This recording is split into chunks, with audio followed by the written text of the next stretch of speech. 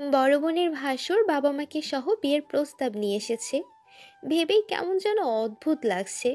লোকটার বয়স 28 কি 29, অনেকটা গম্ভীর টাইপের। আমার সাথে কখনোই কোনো কথা হয়নি, তাই এভাবে বিয়ের প্রপোজালটা আমি ঠিক মানতে পারছি না। আমি ঝুমুর, সবাই ঝুম বলেই ডাকে। আমি এবার অনার্স প্রথম বর্ষের ছাত্রী। আমার বড় বোন রজনী, বিয়ে হয়েছে 1 বছর হতে চলল। রজনী আপুর যখন বিয়ে হয়েছে তখন ও অনার্স দ্বিতীয় বর্ষের ছাত্রী। দুলাভাই ফাহিম চৌধুরীও সেম ইয়ার। প্রেমের বিয়ে ওদের। এখন ওরা তৃতীয় বর্ষে, দুজনেই পড়াশোনা করে। আর দুলাভাইয়ের বড় ভাইয়ের নাম আয়ান চৌধুরী। ওনার বাবা রাজন চৌধুরী, চৌধুরী গ্রুপ অ্যান্ড ইন্ডাস্ট্রিজের মালিক। আপুর শ্বশুর আর আয়ান ভাই সব কিছু দেখাশোনা করে। আর কোনো ছেলে মেয়ে নেই, বাকি কথা গল্পে জানতে পারবেন। রেডি হয়ে পাত্রপক্ষের সামনে গিয়ে বসলাম।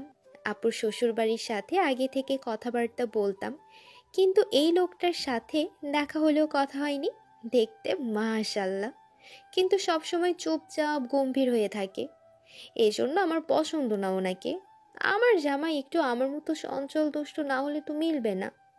আজকে ভার্সিটি থেকে এসে শুনি যে আপুর শ্বশুর শাশুড়ি আর তাদের বড় ছেলে আসবে। আসবে ভালো কথা, আমি আমার মতো এসে গোসল করে গান শুনছি আর ফেসবুকে গল্প পড়ছি। এমন সময় আম্মু রুমে এসে বলছে শাড়ি পরতে। আজব, আমি কেন শাড়ি পরবো? আমি পড়তে বলেছি তাই। আম্মু, তোমার কথা না আমি বুঝতে পারছি না, আমি কেন শাড়ি পরবো? কারণ রজনীর শ্বশুর শাশুড়ি তোকে দেখতে আসবে। আম্মু, তুমিও না। আপুর শ্বশুর শাশুড়ি তো আমাকে অনেক দেখেছে, আর কি দেখবে? আর দেখলে দেখবে, এতে শাড়ি পরার কি আছে? আমার জামার সাথে প্লাজোই ঠিক আছে। ঝুম, ওনারা তোকে ওনাদের বড় ছেলের জন্য দেখতে আসবে। কি? আম্মু, ওই বুইড়া লোকটা? কি বলছিস কি ঝুম? তোর থেকে 9 বছরের বড়, বিয়ের জন্য এরকম ঠিক আছে। তোর বাবা আর আমার বয়সের পার্থক্য 12 বছরের। আম্মু, আগের কথা বাদ দাও। এখন কি এত বড় কাউকে বিয়ে করে নাকি? উনি সব আগের কালচার নিয়ে থাকবে, আর আমি এই যুগের মেয়ে। 9 বছরের পার্থক্য এমন কিছু হবে না। আর শুনেছি ইরহাম নিজেই বলেছে তোকে বিয়ে করবে। তোর বারো তোর বাবারও কোনো আপত্তি নেই। আমাদের তো আর কোনো ছেলে নেই। তোরা 2 বোন একসাথে থাকবি। আর 1 বছর হতে চললো আমরা রজনীর শ্বশুর শাশুড়িকে চিনি, অনেক ভালো মানুষ। যতদূর চিনেছি আয়ান বাবাও অনেক ভালো, শুধু একটু চুপচাপ থাকে, তাতে কি? ছেলে মানুষ একটু গম্ভীর থাকা ভালো, তাই তোর বাবা ঠিক করেছে সম্বন্ধ পাকা করবেন। আম্মু, গম্ভীর থাকা ভালো তাই বলে এতটা গম্ভীর? উনি কখনো আমার সাথে কথা পর্যন্ত বলে নাই। তুই কথা বলেছিস? কি যে বলো না আম্মু, ওনাকে দেখলেই তো ভয় লাগে। কেমন যেন খেয়ে ফেলার মতো করে তাকায়। যদিও একবার কি দুবার তাকিয়েছে, তাছাড়া দেখিনি আমি ওনাকে। সব সময় তো অফিস আর রুমের ভেতরে সীমাবদ্ধ উনি। এতক্ষণ চুপচাপ ওদের সামনে বসে মনে মনে এইসবই ভাবছিলাম। হঠাৎ আপুর শাশুড়ি বলছে, কি রে মা, যা আলাদা একটু কথা বলে আয়। এতক্ষণে সামনে তাকিয়ে দেখলাম আয়ান ভাই সামনে নাই, আমার রুমের দিকে যাচ্ছে। আমি কাছুমাছু করে দাঁড়িয়ে ওনার পেছন পেছন আসলাম। বুঝতেছি না এমন কেন হচ্ছে আজ। এমনিতে তো আপুর শ্বশুর শাশুড়ির সামনেও বেশ চটপট করে বেড়াই। আমি আর আপু একদমই আলাদা। আমি চটপটে আর আপু শান্ত। ওদিকে ফাহিম ভাই চটপটে আর আয়ান ভাই শান্ত। এই প্রথম নিজের রুমে ঢুকতেও ভয় করছে আমার।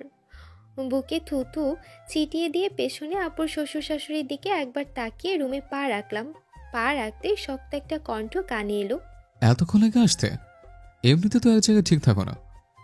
আমার কান্না পাচ্ছে। এই লোকটা আমার সাথে এই প্রথম কথা বলল, তাও আবার ধমক দিয়ে। প্রথম কথা বুঝি একটা গুন্ডাও ভালোভাবে বলে, আর ইনি তো ভালো মানুষ। না না না, আমার মতো মেয়ে কিছুতেই এই উদ্ভট লোকটার সাথে সারা জীবন কাটাতে পারবে না। যেই এই কথাটা বলতে যাব তখনই উনি বলে উঠলেন, আমি তোমার মতামত জানতে আসিনি। চুপচাপ এই শাড়ি পাল্টে বিয়ে শাড়ি পরে নাও। আজকে একটু পর আমাদের বিয়ে হবে। এই বলে হন হন করে বেরিয়ে গেল। আবার ফিরে এসে বলল, আজকে শ্বশুরবাড়ি নিয়ে যাব তোমাকে। কথা না শুনলে ফেসবুকে কার সাথে কি করছো সব তোমার আব্বুকে বলে দেব। আমি তাজ্জব বনে গেলাম। এটা কি আদেশ করলো নাকি থ্রেট দিয়ে গেল? আরে ভাই, আমাকে কিছু বলার সুযোগ তো দিবেই নাকি? একটু পর আম্মু এসে একটা মিষ্টি আমার মুখে ধরলো, বলল, তুই আগে থেকেই পছন্দ করতি আয়ানকে, কখনো বলিসনি তো? কি সব উদ্ভট কথা বলছো আম্মু? কেন, তুই নাকি আয়ানকে বলেছিস যে বিয়ের প্রস্তাব নিয়ে আসেন? কি? আম্মু, এসব তোমায় কে বলেছে? কেন, কে আর বলবে? তুই যাকে বলেছিস সে বলেছে। আয়ান ভাই এসব বলেছে? এই দেখ, সত্যি কথা মুখ দিয়ে বের হয়েছে তো, তার মানে সত্যিই বলেছিস। আচ্ছা যাই হোক, রেডি হয়ে নি, রজনী আর ফাইম কাজে নিয়ে আসতেছে। বলে আম্মুও বেরিয়ে গেল। আম্মু, আম্মু, এই যা চলে গেল। আরে, এ আমার কথাটা তো শুনবা। আমি কখন ওনাকে বললাম আমি বিয়ে করব নাকে? আর আমি ফেসবুকে কার সাথে কি করেছি? শুধু তো একটা ছেলেকে দুলাভাই বানিয়ে। উফ, শিট! এই কথাটা উনি জানলো কিভাবে? আসলে হয়েছে কি, কিছুদিন থেকে একটা ছেলে সব সময় হাই হ্যালো দিত আর খোঁজ খবর নিত। প্রথমে পাত্তা না দিলেও একসময় আমিও কথা বলতাম। কথা বলতে বলতে দুলাভাই বানাইছি। তারপর আর একটা আইডি দিয়ে নিজেই কথা বলছি। এই আইডির পাসওয়ার্ড আমার বান্ধবীদের কাছেও আছে, ওরাও কথা বলতো। কিন্তু আমি তো সব এমনি ফাইজলামি করেছি। কিন্তু এই লোকটা কিভাবে জানলো এসব? আল্লাহ, এইবারের মতো বাঁচাই দাও। আর জীবনও ফেসবুক চালাবো না, চালালেও কারোর সাথে কথা বলবো না। মনে মনে আল্লাহকে ডাকছি। এই সময় আপু রুমে আসে। এই ঝুম, তুই এখনো রেডি হসনি? আমি আপুর পা জড়িয়ে ধরে বললাম, আপু, ও আপুরে, আমি ওনাকে বিয়ে করব না রে। তুই দেখিস না উনি কেমন? জেনে বুঝে আমাকে নদীতে ফালাই দিচ্ছিস কেন? তোর জামাই কত ভালো, আর আমাকে কিনা গোমরা মুখোটার মাথায় চাপিয়ে দিচ্ছিস। আমার জামাই তোর হলে বুঝতি, সারাক্ষণ জ্বালিয়ে মারে আমাকে। আজ এরা গম্ভীরে ভালো, বুঝলি তো? আরে আয়ান ভাইয়া অনেক ভালো, জানিস, আমাকে ছোট বোনের মতো ভালোবাসে। আর উনি সেদিন আমাকে ডেকে বলতেছে। রজনী, এটা কথা ছিল। জি ভাইয়া বলুন। তোমার বোন ঝুমুর এবার অনার্স ফার্স্ট ইয়ার, তাই না? হ্যাঁ ভাইয়া, কোনো কিছু হয়েছে? ও কি কিছু করেছে? না না, তেমন কিছু না। আমি বিয়ে করবো ওকে। তোমার বাবা মার সাথে কথা বলো। বিশ্বাস কর, ওনার কথায় আমি এত খুশি হয়েছি তোকে বলে বোঝাতে পারবো না। এবার ঝটপট রেডি হয়ে নে তো। আর জানিস তো, আয়ান ভাইয়া যখন বলেছে তোকে বিয়ে করবে তখন করেই ছাড়বে। আপু প্লিজ, তোরা এভাবে আমাকে জোর করতে পারিস না। কি? দেখ ঝুম, এবার কিন্তু বেশি বেশি হয়ে যাচ্ছে। আমরা তোকে মোটেও জোর করছি না। তুই নিজেও কিছুদিন আগে আমাকে বলেছিস যে আয়ান ভাইয়াকে তোর ভালো লাগে, শুধু একটু গম্ভীর, কিন্তু মানিয়ে নেওয়া যাবে। বল, বলছিস কিনা? হ্যাঁ বলেছিলাম, কিন্তু সত্যি সত্যি বিয়ে করব বলিনি তো। বিয়ে আবার মিথ্যে মিথ্যে করে নাকি? অনেক নাটক করেছিস, আর না, চল রেডি করে দেই। আপু সাজিয়ে দিচ্ছে আর আমি বসে বসে ভাবছি, এই এত সুন্দর ছেলেটা আমার জামাই হবে। আপুর বিয়ের দিন প্রথম ওনাকে দেখে আমি সহ আমার বান্ধবী গোষ্ঠী ফিদা হয়ে গিয়েছিলাম। ওনার ফর্সা মুখে কালো চাপদাড়ি, গোলাপি ঠোঁট আর গাম্ভীর্যতা দেখে ওনার প্রেমে পড়ে গেছি। কিন্তু কখনো বলার সাহস পাইনি। ওনাকে দেখেও ভয় লাগতো। আর অন্যদিকে উনি আমার বড় বোনের ভাসুর। আমার জন্য যদি আবার কোনো ঝামেলা হয়, এই ভয়ে কখনো বলা হয়নি। কিন্তু আজকে হঠাৎ এসব একদম স্বপ্নের মতো লাগছে, সাথে এক রাশ ভালো লাগা। ইস, এত কিউট জামাই হবে আমার, ভাবলে নাগিন ডান্স দিতে ইচ্ছে করছে, কিন্তু নাচা যাবে না। এমন ভাব ধরতে হবে যেন আমার ইচ্ছের বিরুদ্ধে সব হচ্ছে। কারণ আমি বুদ্ধি হওয়ার বয়স থেকে বলে আসছি, আমার জামাই হবে একদম আমার কার্বন কপি। আর বয়সও সেম, কিন্তু এখন তেমন কিচ্ছুই হচ্ছে না। তাই আমি মন খারাপের ভান ধরে থাকবো। আপুর কথায় ভাবনায় ছেদ পড়ল। বাহ ঝুম, তোকে এই শাড়িটা যা মানিয়েছে না। আয়ান ভাইয়ের পছন্দ আছে বলতে হবে। আমার বোন কি কম সুন্দরী নাকি? আপুর কথা শুনে লজ্জা লাগতেছে। হয়েছে, আর লজ্জা পেতে হবে না। আয়নায় তাকা। আয়নায় তাকালাম, লাল খয়েরির সাথে গোল্ডেন কালার, সাথে ম্যাচিং পাথরের জুয়েলারি আর ডিপ সাজ। আপু পারেও বটে, মনে হচ্ছে পার্লার থেকে সেজেছি। এর মধ্যে বাহির থেকে বেশ কয়েকবার ডাক পড়েছে, তাই আপু তাড়া দিল তাড়াতাড়ি বের হওয়ার জন্য। আপু দরজা খুলতেই হুড় মুড়িয়ে অনেকেই ঘরে ঢুকলো। আমি তো অবাক, এত মানুষ এসেছে বাড়িতে বুঝতেই পারিনি। মামা মামি চাচা চাচি সহ আরও অনেকেই এসেছে। একটু পর বিয়ে পড়ানো হবে। আমি আর উনি সামনাসামনি বসে আছি। আমি বসার পর একবারও মাথা তুলে সামনে তাকাইনি। সবাই তো রীতিমতো কানাঘুষা শুরু করেছে যে আমাকে হয়তো মতের বিরুদ্ধে গিয়ে বিয়ে দেওয়া হচ্ছে। নয়তো আমি এত চুপচাপ কেন? আমার নাকি চুপচাপ মানায় না। কিন্তু আমি কিভাবে বোঝাবো যে আমার লজ্জা লাগছে, ভীষণ লজ্জা লাগছে আমার। হঠাৎ উনি সবার মাঝে বলে উঠল, ঝুমুর, তোমার কি ইচ্ছে নেই বিয়েতে? না থাকলে বলো, তবু এইভাবে চুপচাপ বসে সবার মনে দ্বিধাদ্বন্দ্ব রেখো না। তোমার মতের বিরুদ্ধে গিয়ে বিয়ে করবো না আমি তোমায়। আমি এবার মুখ তুলে তাকালাম। মানুষটা আমার সাথে ম্যাচ রেখে শেরওয়ানি পরেছে। কি অপূর্ব লাগছে দেখতে। নিখুঁতভাবে সরাসরি আমার চোখের দিকে তাকিয়ে আছে। আমি যেন আবারও প্রেমে পড়ে গেলাম ওই চাহনির। মন চাচ্ছে চোখ দুটোতে একবার শুয়ে দিই, কিন্তু এখন তো সেটা সম্ভব না। তাই অনেক কষ্টে নিজেকে সংযত রাখলাম। শুনেছি ছেলে মানুষ বউকে দেখে নিজেকে সংযত রাখে, কিন্তু আমি মেয়ে হয়ে রাখছি, তাই নিজেকে খুব নির্লজ্জ মনে হচ্ছে। যাই হোক, একা একা তখন তো খুব আমাকে থ্রেট দিয়ে আসলো, কিন্তু এখন সবার সামনে এত সাধু বান্দা কেন সাজতেছে লোকটা? আমি না চাইলে নাকি বিয়ে করবে না। এখন না বললে যদি সত্যি সত্যি বিয়ে না করে, তাহলে আমি এত কিউট জামাই কোথায় পাবো? তাই একটু হেসে বললাম যে আমরা তো প্রেম করছি বিয়ে করার জন্যই, তাহলে আমার মত থাকবে না কেন? আমার কথায় উপস্থিত সবাই চুপ হয়ে গেল। ওনার দিকে তাকিয়ে দেখি উনি কেমন রাগী দৃষ্টিতে তাকিয়ে আছে, মনে হয় এক্ষুনি খেয়ে ফেলবে। আমার কি দোষ ভাই? আমার সামনে এত সাধু সাজতে গেলে একটু একটু বাস খেতেই হবে। বিয়ে পড়ানো শেষ হলে আপু আমাকে সাইডে নিয়ে গিয়ে বলল, ঝুম, সত্যি কি তোর আর আয়ান ভাইয়ার কোনো সম্পর্ক ছিল? আপু, তোর আয়ন ভাই কি প্রেম করার মতো মানুষ নাকি? ওনাকে দেখলেই তো মনে হয় আনরোমান্টিক মানুষ। ওনাকে দিয়ে প্রেম ভালোবাসা আশা করিস কোন দুঃখে? তাহলে তুই সবার সামনে বললি? আরে আমি তো এমনি বলেছি। হায় আল্লাহ, তুই ওনাকে আনরোমান্টিক মনে করিস? আমার তো মনে হয় ফাহিমের থেকেও ভাইয়া বেশি রোমান্টিক। মাঝে মাঝে ওনার কথা শুনে আমার তাই মনে হয়।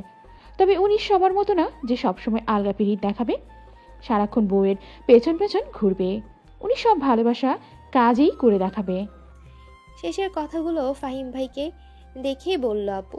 ফাহিম ভাই এসে বলছে, কি আমি আলগা ফ্রিদ দেখাই?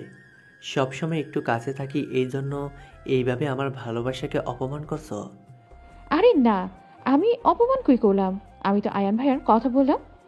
হ্যাঁ বুঝি তো, কিন্তু শালিকা তো এখন বড় ভাবি হয়ে গেছে, ওর সামনে বেশি কিছু বললাম না। না না জিজু, আমি শালি শালিই থাকবো, ভাবি হব না। শালি দুলাভাইয়ের কাছে আবদার করতে পারবে, কিন্তু ভাবি তো পারবে না। শালি আমার চালাক আছে, দেখতে হবে না শালিটা কার। এরপর খাওয়া দাওয়া শেষ করে বিয়ে বিদায়ের পালা। আমি প্রথমে যেতে চাচ্ছিলাম না, কিন্তু ওনার একটা ধমক খেয়ে আর কথা বাড়াইনি। উনি আমার একটা হাত ধরে আছে। আমি অনেকবার ছাড়ানোর চেষ্টা করেছি, কিন্তু উনি ছাড়ছেই না। বারবার বলেছি একটু ছাড়েন, দরকার আছে। না, উনি ছাড়ছেই না, উল্টো আমাকেই ধমক দিয়ে বলে যে এত নড়াচড়া করে লাভ নেই, আমি ছাড়বো না। বাধ্য হয়ে বললাম, প্লিজ ছাড়েন, আমি বাথরুমে যাব। 5 মিনিট সময় দিলাম, এর মধ্যে আসবা। এই বলে হাত ছাড়লো। আমি বললাম, 5 মিনিট না চাই, পাক্কা 30 মিনিট পর এসে দেখি আপু দুলাভাই আর উনি সোফায় বসে আছে। মানুষজনও কমে গেছে। 11টা পার হয়েছে, সবাই হয়তো চলে গেছে। আমি যেতেই উনি উঠে আবার আমার হাত ধরে সবার কাছ থেকে বিদায় নিয়ে বের হয়ে আসলেন। কি আশ্চর্য, আমার বিয়ে হলো, বিদায় হলো, আমার কান্না পাচ্ছে না কেন? এত চেষ্টা করছি কান্না করার, তবুও হচ্ছে না। আমি হয়তো এমন একজন মেয়ে যার বিয়ে প্রেম করেও হয়নি, তবুও কান্না করেনি। যাই হোক, ওই রকমই চলে আসলাম শ্বশুর বাড়িতে। এই বাড়িও তো দেখি একদম ফাঁকা। এমনিতেও আশেপাশে কোনো বাড়ি নেই, 3 তলা একটা বাড়ি, চারপাশে লাল নীল ঝাড়বাতি জ্বলছে।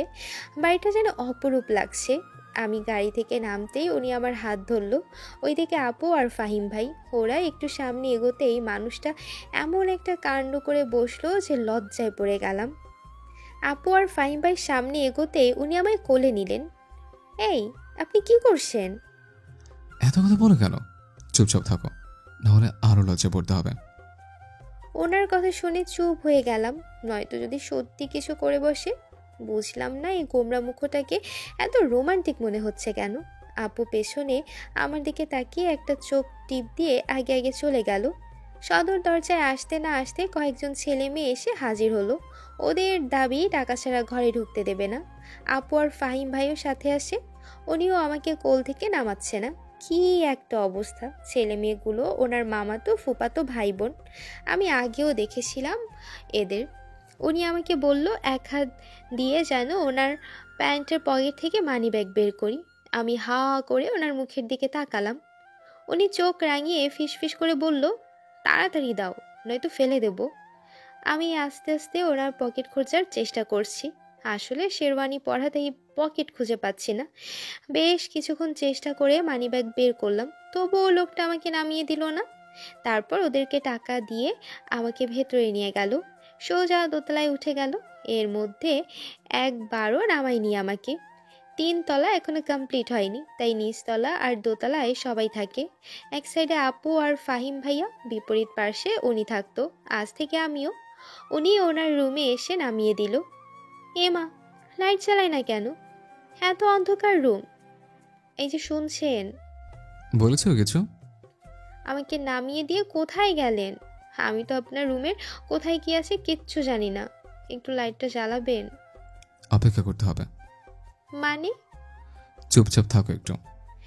বেশ কিছুক্ষণ চুপচাপ থাকার পর বিরক্ত লাগছে।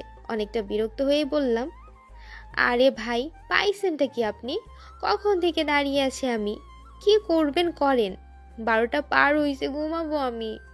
বসতেও দিচ্ছেন না, পা লাগে না বুঝি? এই সময় লাইট জ্বলে উঠল। আমি 2 হাত দিয়ে চোখ ধরলাম। অনেকক্ষণ অন্ধকারে থাকার পর আলো আসছে, তাই চোখে লাগছে। চোখ মেলে দেখি হালকা লাল নীল আলো জ্বলছে। ঘরের সমস্ত জিনিস চকচক করছে, মনে হচ্ছে সব নতুন। সম্ভবত এগুলোই লাগাচ্ছিলেন উনি। আর বিছানাটা পুরোটাই ফুল দিয়ে সাজানো। আপু আর ফাহিম ভাইয়া যাওয়ার আগে সাজিয়ে দিয়ে গেছে। আমার সামনে লম্বা চওড়া উনি পকেটে হাত দিয়ে আমার দিকে তাকিয়ে আছে। ফ্যানের বাতাসে ওনার চুলগুলো হালকা উড়ছে। আবারও মন চাচ্ছে ওনার মাথায় একবার হাত দিই। আর মনকে বাধা দিলাম না। ডান হাতটা ওনার মাথায় দিয়ে চুলগুলো বুলিয়ে দিলাম। উনি চোখটা বন্ধ করে ফেললেন। আমি ভয়ে হাত সরিয়ে নিলাম। উনি চোখ মেলে তাকালেন। আমি মাথা নিচু করে দাঁড়িয়ে আছি। উনি খুব নম্রভাবে ডাকলেন আমায়। ঝুমুর। আমি মাথা তুলে তাকালাম ওনার মুখের দিকে। ঝুমুর, আমি তোমায় কয়েকটা কথা বলি, মন দিয়ে শুনবা। আমি মাথা নাড়ালাম, মানে শুনবো। তুমি আমাকে চেনো আমি কেমন, আর আমি আজকেই তোমাকে কেন বিয়ে করলাম এটা জানতে পারবো এক সময়। আমি জানি তুমি আমাকে পছন্দ করো, এটা না বুঝলে বিয়ে করতাম না আমি তোমায়। তুমি এতদিন বাবার বাড়ি মেয়ে ছিলে, তাই তোমার চঞ্চলতা শোভা পেয়েছে। কিন্তু এখন একদম এরকম করা যাবে না, তোমাকে গম্ভীর হতে হবে, বৌদি যেমন মানায়। ওনার এই কথাটা আমার ঠিক পছন্দ হলো না। সবাইকেই কেন গম্ভীর হতে হবে? আমার তো নিজের ইচ্ছে বলে কিছু একটা আছে। আমি এক জায়গায় চুপচাপ বসে থাকতে পারি না। সিরিয়াস মোমেন্টেও হাসি আটকাতে পারি না। এসব না করলে আমার কেমন যেন দম বন্ধ লাগে। বিরক্ত মাখা মুখ নিয়ে ওনার কথাগুলো শুনলাম। উনি বলল, এখন ফ্রেশ হয়ে আসো। আমি অনেকক্ষণ সময় নিয়ে ফ্রেশ হয়ে আসলাম। এসে দেখি উনিও চেঞ্জ করে নিয়েছে, হয়তো অন্য বাথরুমে গিয়েছিল। তারপর একসাথে 2 রাকাত নামাজ পড়ে নিলাম। এরপর উনি একটা নেকলেস বের করে আমার সামনে ধরলো। তারপর কিছু না বলে আমার গলায় পরিয়ে দিল। ওনার স্পর্শে অজানা ভালো লাগা কাজ করছিল। একদম কোনো ভয় লাগছিল না। মনে হচ্ছিল এই স্পর্শে কোথাও পাপ নেই, নেই কারো কথার ভয়। একদম হালাল স্পর্শ। আর হালাল জিনিস সবারই ভালো লাগে। ওনাকে জড়িয়ে ধরার খুব ইচ্ছে হচ্ছিল, কিন্তু সাহস হলো না। যদি ভাবে যে এ কেমন মেয়ে, একটু ধৈর্য ধরতে পারে না, তাই জড়িয়ে ধরলাম না। উনি এক হাত দিয়ে চুলগুলো ছেড়ে দিল, তারপর আমাকে ওনার দিকে ঘুরিয়ে নিল, আমার চোখের দিকে তাকিয়ে বলল, তুমি ছোট নেই ঝুমুর, সবকিছু বুঝতে পারো তুমি। আমি জানি আমি চাইলে তুমি বাধা দিতে পারবে না, কিন্তু আমি চাচ্ছি না এইভাবে হঠাৎ করে তোমার ইচ্ছের বিরুদ্ধে কিছু করতে। আমাদের একসাথে পথ চলা আজ থেকে শুরু। আমার জীবনের শেষ দিন পর্যন্ত একসাথে থাকবো, তাই তাড়াহুড়ো করে কষ্ট দিব না তোমায়। সময় নাও তুমি, তোমার যখন মনে হবে স্বামী হিসেবে পারফেক্ট আমি, সেদিনই কাছে আসবে। আমি আমার সবটা দিয়ে ভালোবাসবো তোমায়। কোনো ছেলে মানুষ বিয়ে করে বউকে ছাড়া থাকতে পারে না, আমিও পারবো না, কষ্ট হবে, তাই সময় একটু কম করে নিও। বলে মুচকি হেসে বিছানার একপাশে শুয়ে পড়ল। ইস, এত নির্লজ্জ এই লোকটা, কিভাবে গড় গড় করে সব কিছু বলে দিল। ছি, লজ্জায় আমার মাথা কাটা যায়। ধুর, কী সব ভাবি আমি। আমি ওনার বউ, আমাকে বলবে না তো কাকে বলবে? আর এত সুন্দর একটা মানুষের বউ হওয়া ভাগ্যের ব্যাপার। তারপর আমিও চুপি চুপি ওনার পাশে গিয়ে শুয়ে পড়লাম। এপাশ ওপাশ করতে করতে রাত কেটে গেল। এমনিতেই আমি সবসময় নড়াচড়া করি বেশি, তার উপর আজকে বিছানায় একটা ছেলে মানুষ। ঘুম আর হলো না আজকে। ফজরের আজান কানে আসতেই উঠে পড়লাম। অজু করে বের হতেই দেখি উনিও উঠে পড়েছে। নামাজ পড়ে নিচে গেলাম। এর আগেও যেহেতু এই বাড়িতে এসেছি, তাই সব কিছুই চেনা আছে। নিচে গিয়ে আস্তে আস্তে সদর দরজা খুলে বাহিরে বের হলাম। বাড়ির সামনেরটা পুরোটাই ফাঁকা। ছোট ছোট আম গাছ, লিচু গাছ, পেয়ারা গাছ, আরও বিভিন্ন রকমের ফলের গাছ, ফুলের গাছ, তবে সব সারিবদ্ধ আর ফাঁকা ফাঁকা করে গাড়া, এজন্যই আরও বেশি ভালো লাগে। আমি আগে এই বাড়িতে আসলেও এত সকালে উঠে বাইরে আসিনি। গাছগুলোতে পাখির কিচিরমিচির শব্দ আর সকালের শুভ্র বাতাস গায়ে লাগতেই যেন মনটাও ফুরফুরে হয়ে গেল। ঝুম এদিক ওদিক ঘুরে বেড়াচ্ছে, আর উপর থেকে একজোড়া চোখ আমার দিকে তাকিয়ে ভাবছে, মেয়েটাকে একটু চুপচাপ থাকতে পারো না?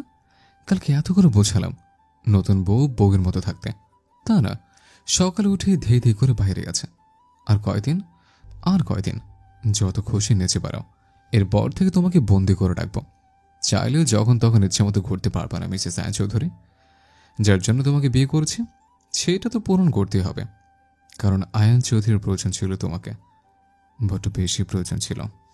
এসব ভাবতে ভাবতে দেখি চুমুকে কোথাও দেখাই যাচ্ছে না। আয়ান দ্রুত নিচে নেমে আসে।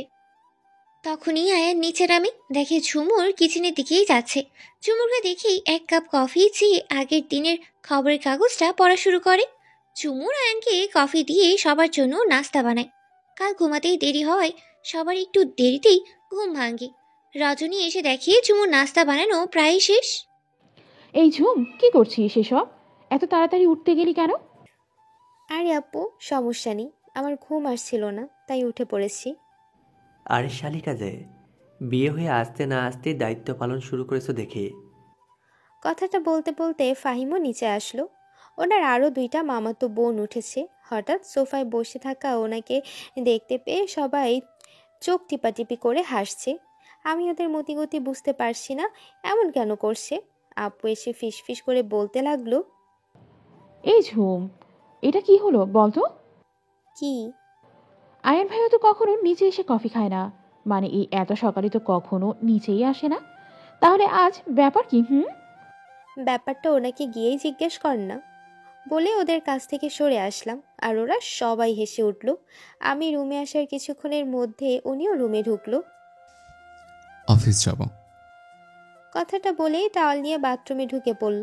আমি আবার নিচে গেলাম, ওনার জন্য নাস্তা নিয়ে আসলাম। একটু পর উনি গোসল করে বের হলেন, শুধুমাত্র টাওয়াল পরে, নাভির একটু নিচে টাওয়াল, ফর্সা বুকে হালকা কালো লোম, গলার একটু নিচে দুইটা লাল তিল, চুল থেকে টপ টপ করে পানি পড়ছে, গোলাপি ঠোঁটগুলো ভিজে আছে। ইচ্ছে করছে ঠোঁটগুলো একবার শুয়ে দিই। একটা ছেলে মানুষ এতটা সুন্দর হয়, ওনাকে না দেখলে বুঝতাম না। ওনাকে নিয়ে ভাবতে ভাবতে ভাবনার রাজ্যে ঢুকে পড়েছি। তখনই উনি জোরে ডেকে উঠল, এই মেয়ে, কখন থেকে রাখছে? হ্যাঁ, এভাবে হাঁ করে ঠোঁটের দিকে তাকিয়ে আছো কেন? কিস করতে চাচ্ছিল নাকি? আমি আসলে আমতা করছো কেন? আপনার ঠোঁটগুলো আসলেই অনেক সুন্দর, মন চাচ্ছিল শুয়ে দেই, কিন্তু আপনি কি না কি মনে করেন তাই করলাম না, বলেই এক দৌড়ে নিচে চলে আসলাম। পাগলি একটা। 30 মিনিট হবে উনি বেরিয়ে গেছে।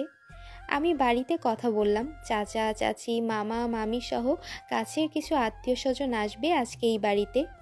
আসলে একদিনের দাওয়াতে নিজের মানুষ ছাড়া তো কেউ আসবে না। হঠাৎ করে বিয়ে না হলে আমার বিয়েতে তেমন বড় অনুষ্ঠান করতো না, কারণ আপুর বিয়েতে অনেক বড় অনুষ্ঠান করে আব্বু অনেকটাই গ্যাপে পড়েছিল।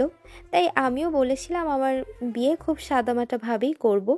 আব্বুর ছোটোখাটো ব্যবসায় আমাদের দিন ভালো কাটলো, একবারে অনেক বড় অনুষ্ঠান আমাদের জন্য না। আপুর বিয়েতে করা লাগছে, কারণ আপু বড় মেয়ে ছিল, আর আপুর শ্বশুর শাশুড়ি বলেছিল আমাদের বাড়ির ছেলের বিয়ের অনুষ্ঠান না করলেই নয়তো আমাদের আত্মীয় স্বজনদের কাছে নত হতে হবে। যদিও ফাহিম ভাইয়া আলাদাভাবে কিছুটা সাহায্য করতে চেয়েছিল, কিন্তু আব্বু নেয়নি। এর মাঝে নতুন বউ দেখতে অনেকে এসেছে, কিন্তু আমার হাত কান একদম খালি। বয়স্ক মহিলারা নিজেদের মধ্যে ফিসফিস করছে। আমার শাশুড়ি এসে বলল, বড় বৌমা, আমার ঘরে একটু আসো তো। আর একটু জোরে আপুকে ডেকে বলল, ছোট বউ সবাইকে নাস্তা দাও। আর ওনাদের উদ্দেশ্যে বলল, আপনারা একটু বসুন ভাবি, আমরা এক্ষুনি আসছি। তারপর আমাকে ঘরে নিয়ে গিয়ে একটা গয়নার বক্স দিয়ে বলল, বৌমা, এসব পরে নাও। আর প্রথম দিকে কমপক্ষে 6 মাস পর্যন্ত সবসময় এইসব পরে থাকবা।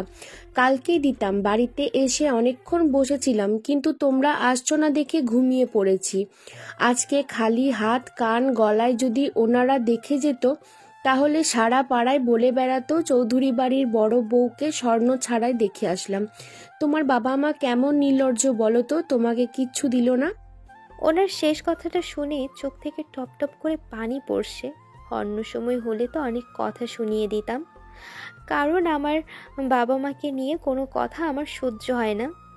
আমি তো এতদিন ভেবে আসছি আপু হয়তো খুব সুখেই আছে, কিন্তু বড়লোকদের মধ্যে এত নিচু মনের মানুষ ওনাকে না দেখলে বোঝাই যেত না। কোনো কিছুর নাকি অভাব নেই, তাহলে বাবার বাড়ি থেকে কি দিল না দিল, এতে এভাবে কেন বলল? সবার সামনে নিজেকে এমনভাবে উপস্থাপন করে যেন খুব মিশুক আর ভালো মনের মানুষ। উনি আবারও ধমক দিয়ে বলে উঠল, তাড়াতাড়ি এগুলো পরে ওনাদের সামনে যাও, নয়তো কেলেঙ্কারি করে ফেলবে।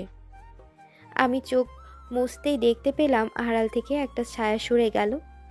আমি আস্তে আস্তে চুড়ি, কানের ঝুমকা, গলার হার সব পরে বাহিরে গেলাম। সবাই দেখে বেশ প্রশংসা করলো। আমার শাশুড়িও ছিল ওখানে। ওনার উদ্দেশ্যে কয়েকজন বলল, সত্যি ভাবি, আপনার দুই বউ মাশাআল্লাহ, ছেলেগুলোও যেমন বউও তেমন, বেশ মানিয়েছে। এখন শুধু একটা বাচ্চা হলেই সংসারটা পূর্ণ হবে। তা ছোট ছেলের বিয়ে তো প্রায় বছর হলো, সুখবর কবে দিবে? আপু পাশেই ছিল। শাশুড়ি মা আপুর দিকে চেয়ে বলল, সময় হলেই হবে, এখনকার ছেলেমেয়েরা তাড়াতাড়ি বাচ্চা নিতে চায় না, ভাবি কিছুদিন গেলে নেবে। আমি শাশুড়ি মায়ের মুখের দিকে তাকিয়ে আছি। সবার সামনে কত ভালো দেখায়, আর ভেতরে ভেতরে যেন নগিন। আমি চাইলেই তখন মুখের উপর অনেক কিছু বলতে পারতাম, কিন্তু কাল রাতে আয়ান চৌধুরী নিষেধ করেছে। কখনো যেন আমার কারণে ওনার মা কষ্ট না পায়। আর তার উপর আমি নতুন বউ, এজন্য সব সহ্য করে গিয়েছি। বিয়ের আগে আমার কানে স্বর্ণের জিনিস ছিল, কিন্তু কালকে সাজার সময় বাড়িতে খুলে রেখে এসেছি। শাড়ির সাথে ম্যাচিং করে জুয়েলারি পরেছিলাম এই জন্য। গলায় একটা সিম্পল লকেট দেওয়া চেন ছিল, সেটাও খুলে রেখেছি। সবাই চলে যাওয়ার পর রুমে এসে একা একা বসে আছি। খারাপ লাগছে অনেক। আপুকে তো স্বর্ণের শুধু চুড়ি আর কানের ঝুমকা দিয়েছে, কিন্তু বিয়ের কিছুদিন পর, কারণ একবারেই অত কিছু করা সম্ভব ছিল না। তাহলে কি আপুকেও কথা শুনতে হয়েছিল? এমন সময় আপু রুমে এসে দরজা লাগিয়ে দেয়। আমার কাছে এসে গালে আলতো চাপ দিয়ে বলে, মন খারাপ করিস না ঝুম, শ্বশুর বাড়িতে একটু একটু কথা হজম করতে হয়। শুধু শাশুড়ি মা এমন, তাছাড়া বাড়ির প্রত্যেকটা মানুষ ভালো। আয়ান ভাইয়া বেশি ভালো। আমি আপুর মুখের দিকে তাকিয়ে আছি। মনে হচ্ছে আপুও কান্না করছে। আমি আড়াল থেকে শুনেছি মা তোকে কি কি বলেছে। প্রথম দিনে আমাকেও বলেছিল, কিন্তু তোর ফাহিম ভাই আমাকে আলাদা করে জিনিস বানিয়ে দিয়েছিল, উনি ভেবেছে সেগুলো আমার বাবার বাড়ি থেকে দিচ্ছে, তাই আর কিছু বলেনি। আর একটা কথা বলো, তোর চঞ্চলতা দেখে আমার শাশুড়ি আগেও আমাকে বলতো যে তোমার বোন এমন কেন, স্থির থাকতে পারে না নাকি? আমি তোকে তখন কিছু বলি নাই, কারণ তুই তো এখানে বেশি থাকিস নি। আমাদের বাড়িতে তো কেউ কিছু বলে না। তোকে বললে হয়তো তুই আসতে চাইতি না আমার কাছে, কিন্তু এখন তোকে একটু চঞ্চলতা কমাতে হবে। একদম না, একটু, মানে শাশুড়ির চোখে যাতে ধরে না পড়িস সেইটুকুই। প্লিজ সোনা বোন আমার, মানিয়ে নিস, বাড়ির বড় বউ বলে কথা। ওই লোকটার উপর খুব রাগ হচ্ছে এখন। ফাহিম ভাইয়া পড়াশোনা করা অবস্থায় আপুকে স্বর্ণের জিনিস বানিয়ে দিয়েছে যাতে ওনার মা কিছু বলতে না পারে, আর উনি বুড়ো হয়ে গেছে, এত বড় বিজনেসম্যান, অথচ বউকে স্বর্ণ দেয়নি কেন? উনি কি জানে না ওনার মা কেমন? আর আমাদের পরিবার সম্পর্কেও তো ওনার ধারণা আছে। হঠাৎ বিয়ে না করলে হয়তো আব্বু কিছু দিত, হঠাৎ বিয়ের করার কারণে সেটাও হয়নি। আজকে আসুক, ওনার একদিন কি আমার কয়দিন লাগে? দুপুর 2টা বাজে, বাবার বাড়ির সবাই এসে গেছে। আজকে আমাকে আর ওনাকে যেতে হবে আমাদের বাড়িতে, এটাই নিয়ম। আপুও যেত, কিন্তু শ্বশুর বাড়ির দায়িত্ব বেশি হওয়ার কারণে আপুর যাওয়া হচ্ছে না। উনিও বেশ সময় মতো এসে গেছে, সবার সাথে কথা বলে রুমে আসছে। আমি ওনার অপেক্ষাতেই ছিলাম। আসার সাথে সাথে জিজ্ঞেস করলাম, আপনি হঠাৎ করে আমাকে বিয়ে করলেন কেন? উনি একবার আমার দিকে তাকিয়ে বলল, ফ্রেশ হয়ে আসছে। আজব মানুষ তো, আমি কথা বলার জন্য বসে আছি আর উনি ফ্রেশ হতে গেল। মানুষটা দেখি দিনে একরকম, রাতে অন্যরকম। ছেলে মানুষ কেমন হয়? একটু পর উনি ফ্রেশ হয়ে এসে আমার পাশে বসে বলল, তোমাকে হঠাৎ বিয়ে করার কারণ জানতে চাচ্ছ তো? আমি মাথা নাড়ালাম। ঝুমুর, ভালোবাসি আমি তোমাকে, অনেক বেশি ভালোবাসি। তোমাকে প্রথম দিন দেখেই ভালো লেগেছে, কিন্তু তুমি আমার ছোট ভাইয়ের শালী, এর জন্য সবসময় এড়িয়ে চলেছি তোমাকে। কিন্তু আমি যখন থেকে বুঝতে পারছি যে তুমিও দুর্বল আমার প্রতি, তখন থেকে আমি আর দূরে থাকতে পারছি না। তোমাকে লুকিয়ে দেখা, তোমায় ফলো করা, তুমি কখন কোথায় যাচ্ছ, কি করছো, সব কিছুর উপর নজর রাখা যেন আমার দায়িত্ব হয়ে গেছে। হঠাৎ একদিন মনে হলো ফেসবুকে নক দিয়ে কথা বলে। নক দিলাম, কিন্তু তুমি প্রথম পাত্তাই দিলে না। কাউকে ভালোবাসছে তার সাথে কথা বলার জন্য নত হতেও লজ্জা লাগে না। কথাটা আগে মানতাম না, সবসময় বলতাম যে আয়ন চৌধুরী কখনো কারো কাছে নত হবে না, কিন্তু আমি নিজে কথাটা ভুল প্রমাণ করে বারবার SMS দিতাম তোমাকে। শেষে তুমি কথা বললে, কিন্তু দুলাভাই বানিয়ে। আমি হা করে ওনার মুখের দিকে তাকিয়ে আছি। ওইটা তাহলে উনি ছিল? তারপর আবারও বলতে লাগলেন, তোমার যে বান্ধবীরা মিলে কথা বলছিলে আমার সাথে, এটা আমি বুঝতে পারছিলাম। কিভাবে বলে, একদিন আমি তোমার ভার্সিটির সামনে গাড়িতে ছিলাম, তখন তোমার হাতে ফোন ছিল না, কিন্তু আমার সাথে কথা হচ্ছিল। তখন বুঝেছি যে তুমি একা না, অন্য কেউ আমার সাথে কথা বলে। আয়ন চৌধুরীর সাথে মজা করছো না, তাই আমিও হুট করে বিয়ে করে ফেললাম। আচ্ছা, আপনি আপনার পরিচয় কেন দেননি?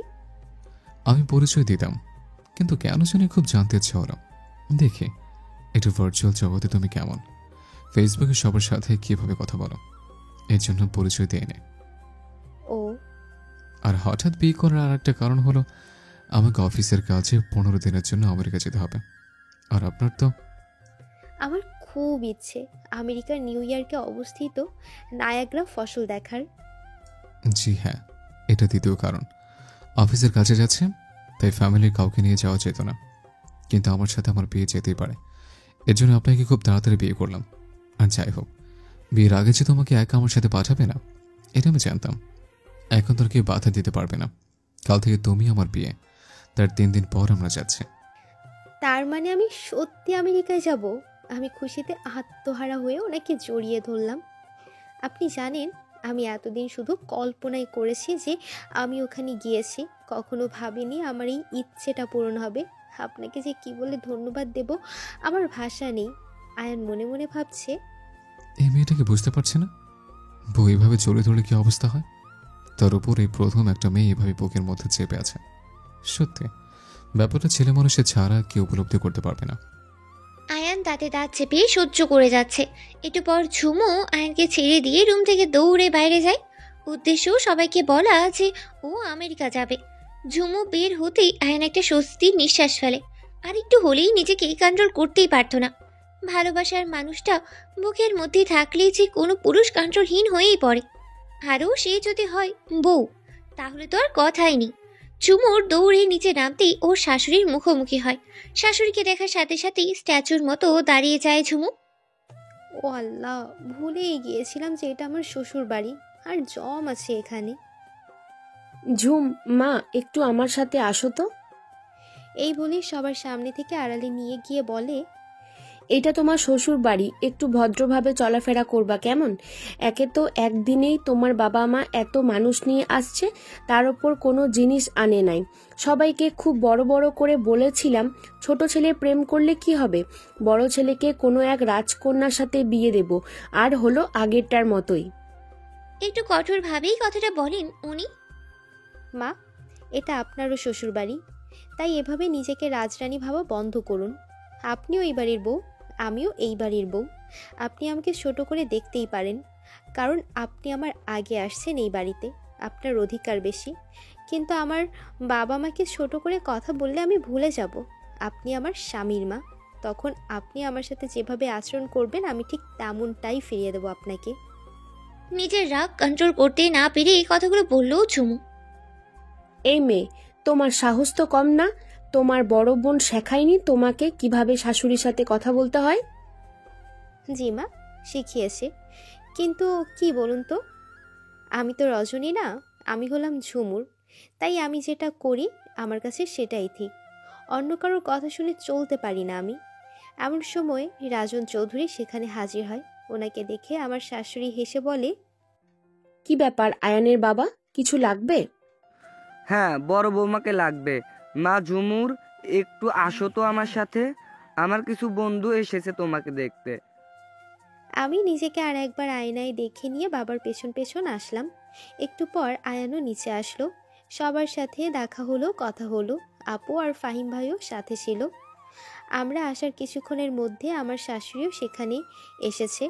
সবাই একটা করে গিফট দিয়ে গেল। সব কিছুর মধ্যে একটা জিনিস খেয়াল করলাম, আমার শাশুড়ি সবার মাঝে অসম্ভব ভালো মানুষ।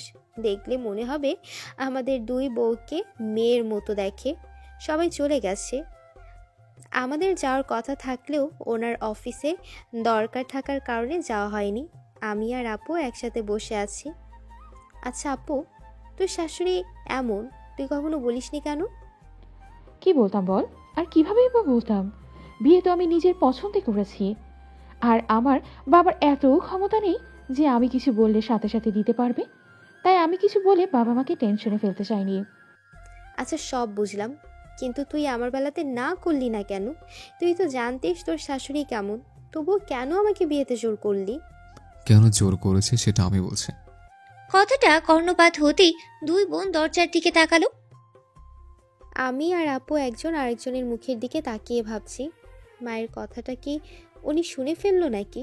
কিছু যদি মনে করে। উনি আপুর দিকে তাকিয়ে বলল, রজনীকে যখন আমি বলেছি যে আমি তোমার বোনকে বিয়ে করব, তখন ও যে খুশি হয়েছে তার চোখে মুখে দেখে বুঝতে পারছিলাম। কিন্তু একটু পর কেন জানি ও আমাকে না করলো। বলল, আপনি বড়লোক ঘরের মেয়েকে বিয়ে করেন ভাইয়া, আমার বোন আপনার জন্য পারফেক্ট নয়। ওর এই কথাটা আমার কাছে ঠিক মনে হয়নি। তাই আমি এই ব্যাপার নিয়ে ফাহিমের সাথে কথা বলেছি। আমি প্রথমে ভেবেছিলাম ফাহিম হয়তো রজনীর সাথে খারাপ ব্যবহার করে, কিন্তু পরে শুনলাম তেমন কিছুই না। সমস্যাটা আমার মায়ের কারণে রজনী রাজি হতে চায়নি। এর মাঝে ফাহিম ভাইয়া আপুকে ডাকে আর আপু চলে যায়।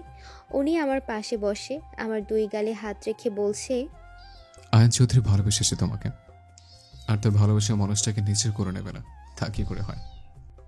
আমি যতবারই মানুষটার চোখের দিকে তাকাই ততবার ওনার প্রেমে পড়ে যাই।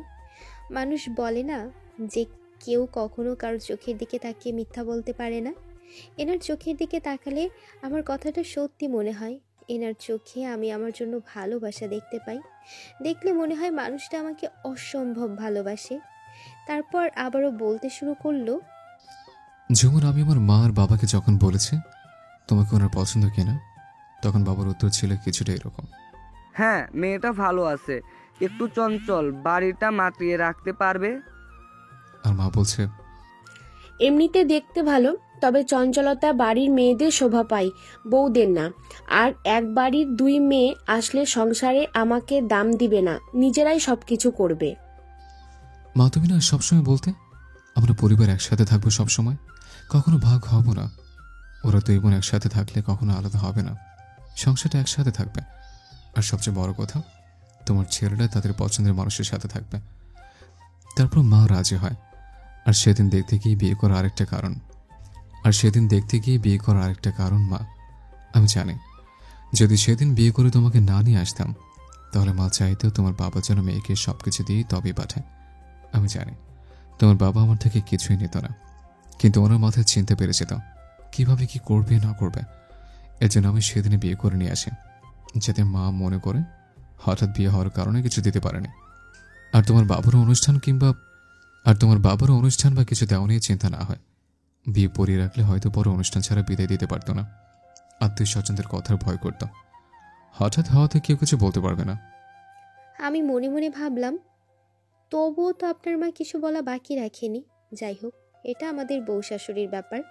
শাশুড়ি আপনাকে কিছু না বললে আমিও বলবো না। কি দরকার মা ছেলের মধ্যে ঝামেলা বাঁচানোর? ঝুমুর, কি ভাবছ? না, কিছু না। জানি ভাবছ যে ফাহিম বউকে কথা শোনার হাত থেকে বাঁচতে পারলো, আমি কেন পারি না। আজকের পর থেকে মা তোমাকে কিছু বলবে না ঝুমুর, শুধু তোমাকে না, তোমার অপুকেও বলবে না, তোমার আপুকেও বলবে না। আমি এতদিন জানতাম না আমার মা এমন, এখন জানতে পারছে, তাই সেটা সমাধানের উপায় বের করেছে। উনি আমার মা, ওনাকে তো আমি কিছু বলতে পারি না, তাই তোমাকে বলছে আমার মাকে কখনো কষ্ট দিও না, মাকে যে বলে সহ্য করে নিও। উনি অনেক কষ্ট করে সংসারটা সাজিয়েছে। আপনি কিভাবে বুঝলেন আপনার মা কিছু বলবে না? উনি হেসে বললেন, পরশুদিন সকালে দেখতে পারবে। রাতের খাওয়া দাওয়া শেষ করে রুমে এসে বসে আছি। এই লোকটা এখনও আসছে না, বেলকনিতে দাঁড়িয়ে কারোর সাথে ট্যুরের ব্যাপারে কথা বলছে। আমি 2বার ডাকতে গিয়ে ঘুরে আসছি, ডাকতে পারিনি কেন জানি না, খুব মনে যাচ্ছে উনি একটু আমাকে কাছে টেনে নিক, কপালে একটা ভালোবাসার পরশ এঁকে দিক, তারপর জড়িয়ে ধরে ঘুমা। আচ্ছা, উনি কি বুঝতে পারছে না কিছু? ধুর, ভাল লাগে না। অনেকক্ষণ পর উনি রুমে আসলো। আমি বিছানায় 2টো বালিশ উঁচু করে হেলান দিয়ে শুয়ে আছি। উনি এসে আমার সাথে কোনো কথা না বলে শুয়ে পড়ল। আজব তো, আমি জেগে আছি ওনার অপেক্ষায়, আর উনি আমাকে কিছুই বলল না। ঠিক আছে, না বলুক নাই, আমিও কিছু বলবো না। মাঝখানে একটা কোলবালিশ রেখে শুয়ে পড়লাম। উনি যখন বুঝলই না কিছু, তাহলে যেচে আর বোঝাতে পারবো না আমি। আমি জানি তুমি কি চাচ্ছিলে, বুঝতে পারছি আমি, কিন্তু তুমি এখন পর্যন্ত একবারও বলনি তুমি আমায় ভালোবাসো। যেখানে আয়ন চৌধুরী নিজের মুখে তোমাকে বলেছে ভালোবাসার কথা, সেখানে তুমি এত চঞ্চল একটা মেয়ে হয়ে বলতে পারলে না? তুমি যেদিন নিজের মুখে স্বীকার করবে ভালোবাসার কথা, যেদিন বলবে আয়ন আমাকে একটু ভালোবাসেন, সেদিন তোমাকে কোনো আদর থেকে বঞ্চিত করবো না মিসেস আয়ান। অনেকক্ষণ এপাশ ওপাশ করার পর ভালো লাগছে না, কেমন কেমন যেন লাগছে। ওনাকে খুব জড়িয়ে ধরতে ইচ্ছে করছে। আচ্ছা, উনি নিশ্চয়ই এখন ঘুমিয়ে পড়েছে, এখন তো জড়িয়ে ধরাই যায়। আমি খুব সাবধানে মাঝখানের বালিশটা সরিয়ে ওনাকে এক হাতে পেছন থেকে জড়িয়ে ধরলাম। ওনার গালে ছোট্ট করে ঠোঁট ছোঁয়ালাম। সকালবেলা ঘুম থেকে উঠে দেখি উনি পাশে নেই। শাড়ি পরা ছিল, শাড়ি অনেকটা এলোমেলো হয়ে আছে। আমার ঘুমের মধ্যে নড়াচড়া করার অভ্যাস আছে, বিছানার এপাশ থেকে অন্য পাশ ঘোরাটাই আমার লাগে, আর এজন্যই শাড়ি ঠিক নেই। আজকে উঠতে একটু দেরি হয়েছে। নিচে গিয়ে দেখি আপু সবার নাস্তা রেডি করেছে। আমি গিয়ে আপুকে একটু সাহায্য করলাম, দেখলাম উনিও নিচেই আছে।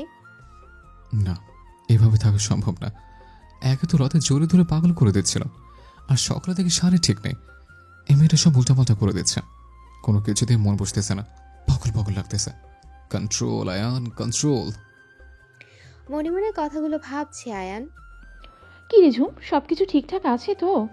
হ্যাঁ আপু, কোনো কিছু হয়েছে? না না, কি হবে, একটু থেমে বলল গোসল করিসনি যে, তাই এই কথাটা বললাম। আপুর কথাটা শুনে ভীষণ লজ্জা লাগছে। এইভাবে খেয়াল করেছে বজ্জাত মেয়েটা? মানে বিয়ে করেই কি প্রতিদিন সকালেই গোসল করতে হবে নাকি? তাছাড়া আমাদের তো কিছু হয়নি যে গোসল করতেই হবে। আমার লজ্জা পাওয়া দেখে আপু হেসে বলল, আরে এত লজ্জা পাচ্ছিস কেন? আমি তো এমনি বললাম।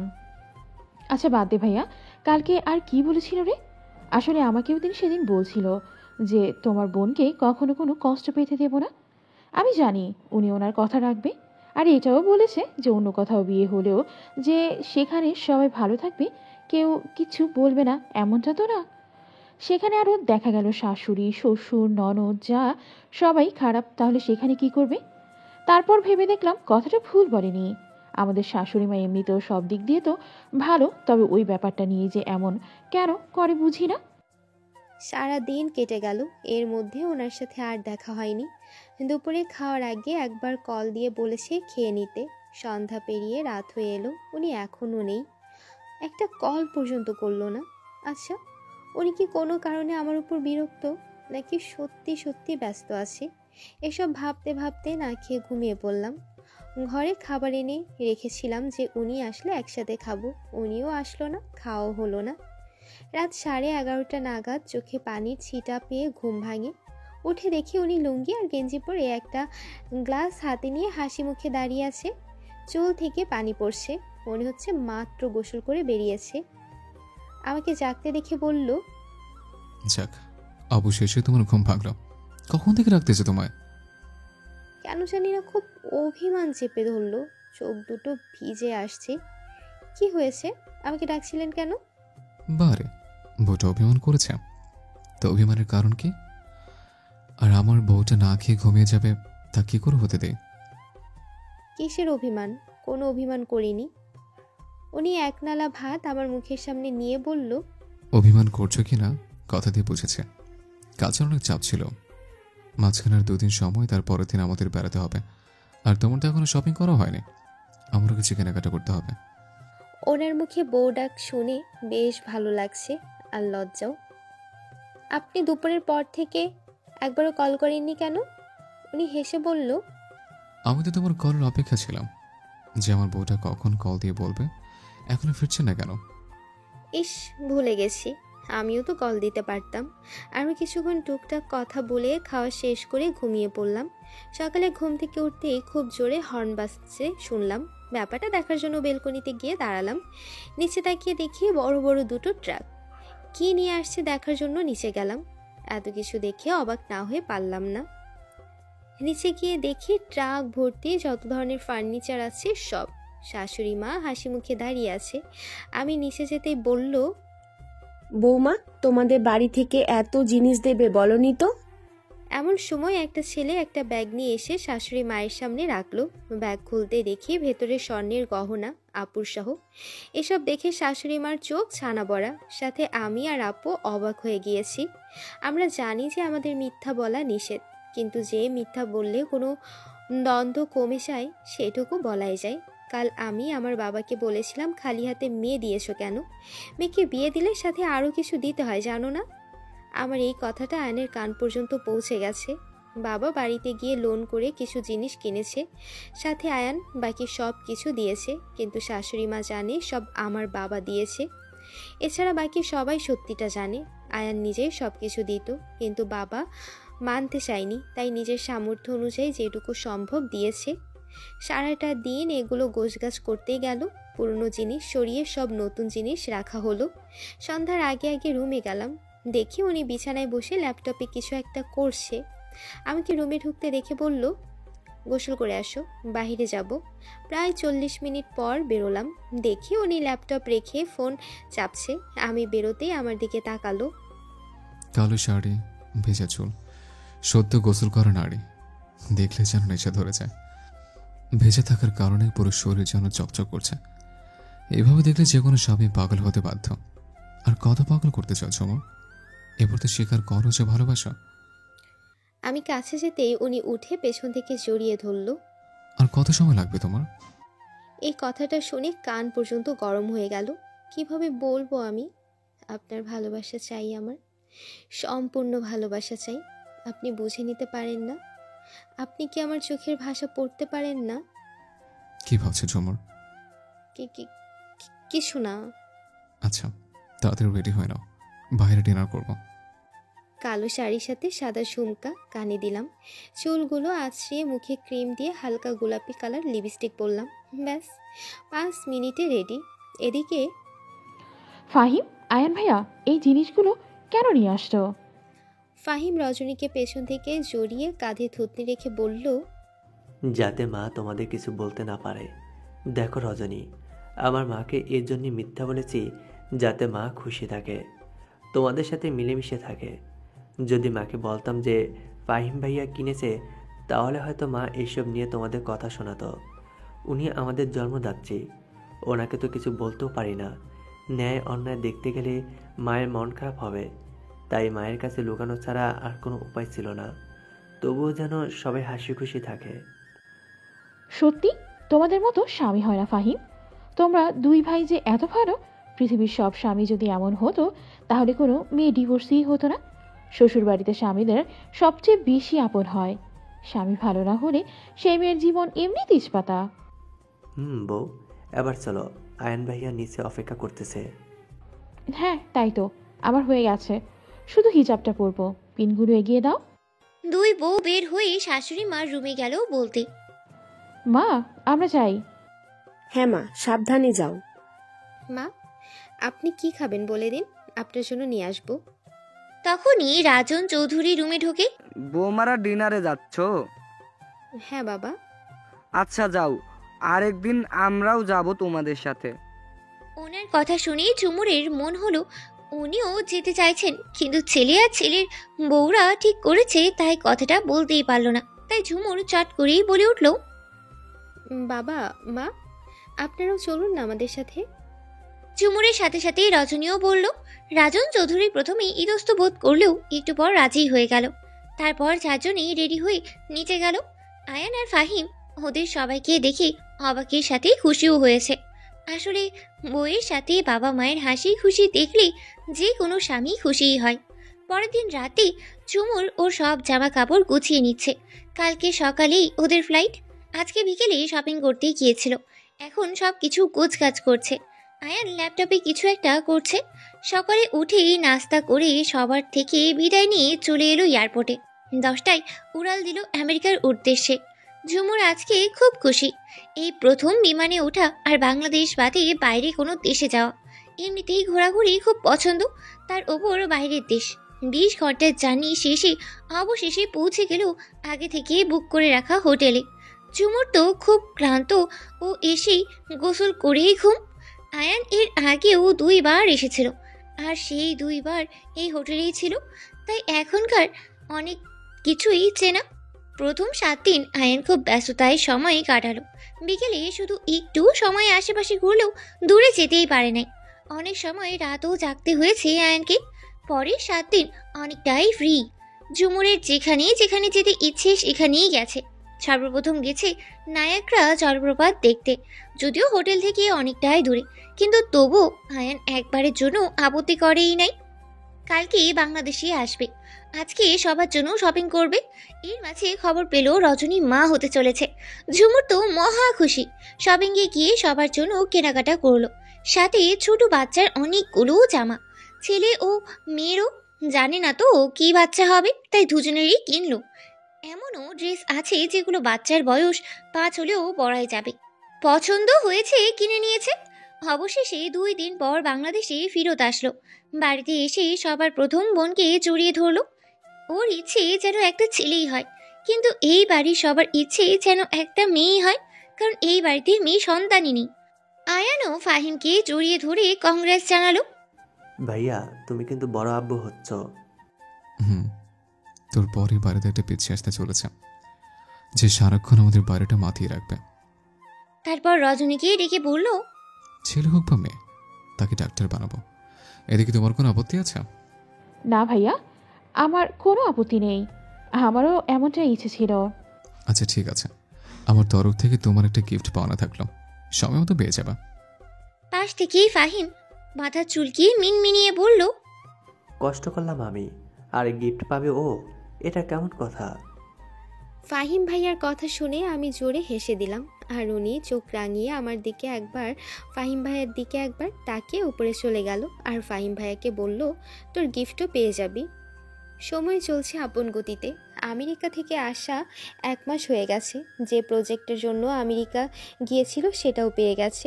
অফিসে কাজের প্রচুর চাপ। আমার শ্বশুরের বুকের ব্যথাটা বেড়েছে, তাই একদম বেড রেস্ট। শাশুড়ি এখন কোনো কিছুতে বাধা দেয় না, আর আমি বা অতটাও দুষ্টুমি করি কই। প্রায় সব সময় একা একা থাকি। একা থাকলে আর কি দুষ্টুমি করব।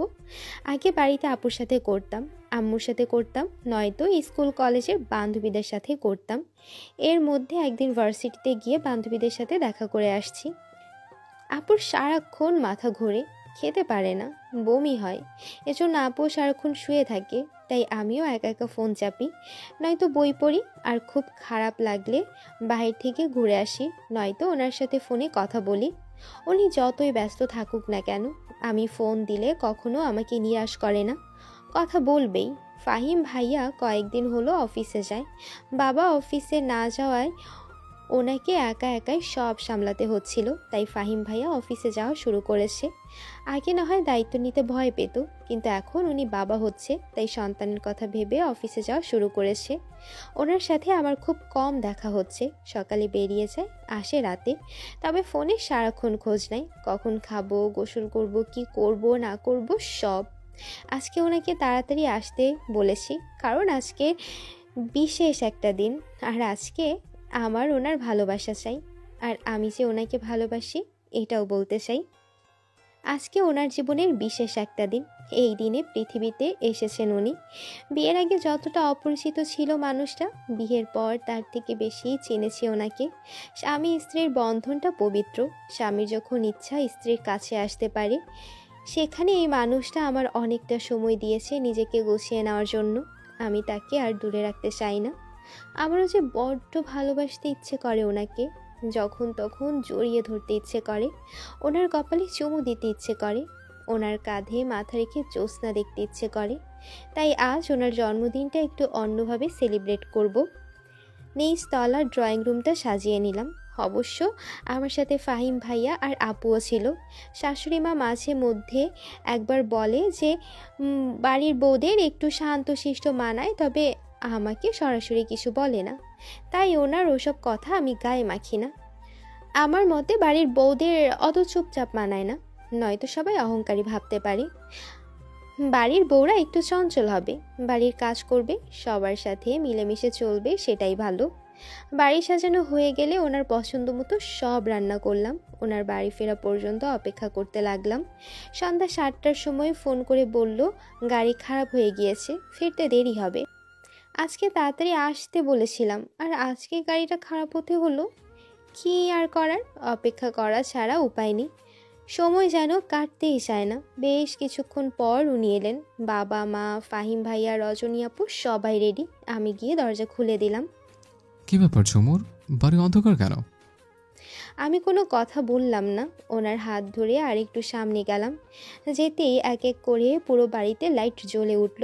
ওনার আর আমার মাথায় ফুলের পাপড়ি পড়তে লাগলো। সবাই একসাথে বলে উঠল, হ্যাপি বার্থডে আয়ান চৌধুরী। উনি পুরো শক। আগে ওনার জন্মদিন পালন করা হয়েছে, তবে সে সময় অনেক আত্মীয় স্বজন ছিল, গান বাজনা ছিল। তারপর থেকে কিছু বছর উনি জন্মদিন পালন করেনি। ওনার এত আত্মীয় স্বজন, গান বাজনা, হই হুল্লোড় পছন্দ না, তাই আমি সবটা শুনে কোনো আত্মীয়কেই বলিনি। শুধু আমাদের পরিবারকে নিয়ে ওনার জন্মদিন পালন করতে চেয়েছি। উনি সবাইকে সাথে নিয়ে কেকটা কাটলেন। আমি ওনার জন্য একটা পাঞ্জাবি এনে রেখেছিলাম, যেহেতু আমার পরনে শাড়ি, হাত ভর্তি চুড়ি, কানের দুল, গলায় ওনার দেওয়া বাসরাতের নেকলেস সব পরেছি। উনি নিচের ওয়াশরুম থেকে ফ্রেশ হয়ে আসলেন, তারপর সবার সাথে বসে খাওয়া দাওয়া করলেন। একটু পর উনি ওপরে যেতে ধরলে আমি ওনার পথ আটকে ধরলাম, কারণ এখন ওনাকে কিছুতেই রুমে যেতে দেওয়া যাবে না, নয়তো আমাকে নির্লজ্জের খাতায় নাম লেখাতে কেউ দ্বিধাবোধ করবে না। এই শুনুন না, মাথা নিচু করে বললাম। উনি আমার ঘাড়ে হাত রেখে বলল, বলো না। একটু একটু কি? একটু সাথে যাবেন? উনি হেসে বলল, এটা বলতে এত কিছু? আচ্ছা বলো তো, বিয়ের পর থেকে আমি তোমাকে কখনো ধমক দিয়েছি? আমি মাথা নাড়ালাম, অর্থাৎ না। তাহলে আমাকে দেখে ভয় পাও কেন? না মানে আপনি অফিস থেকে আসলেন, সবাইকে সময় দিলেন, বিশ্রাম না নিয়ে এখন আমার সাথে ছাদে যাবেন, তাই ভাবলাম। স্বামীরা বউকে সময় দিতে কিপটামি করে না। আমি তো একদমই না।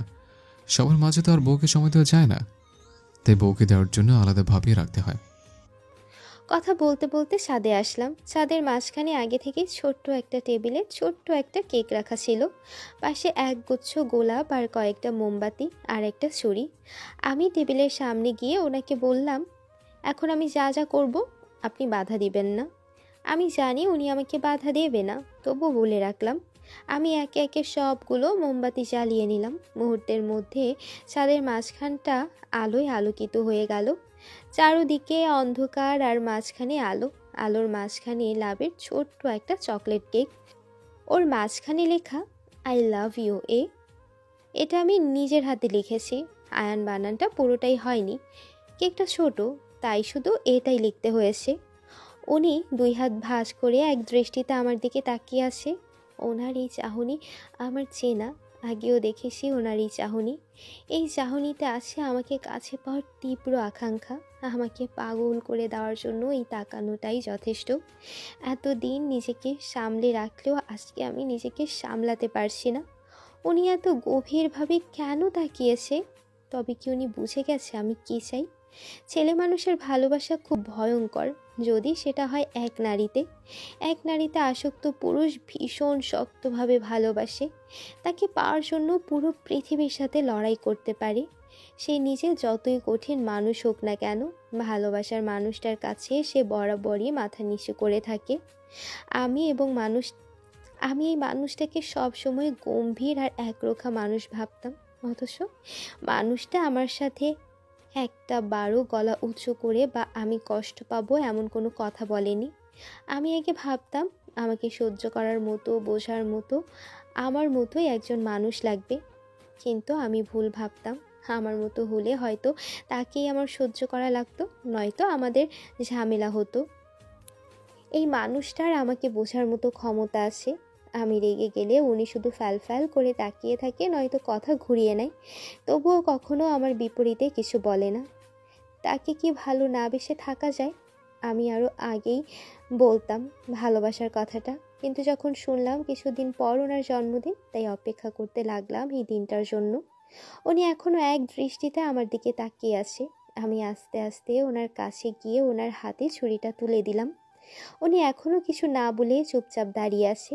আমি একটু হাসলাম, কারণ আমি জানি উনি কেন আমার দিকে তাকিয়ে আছে।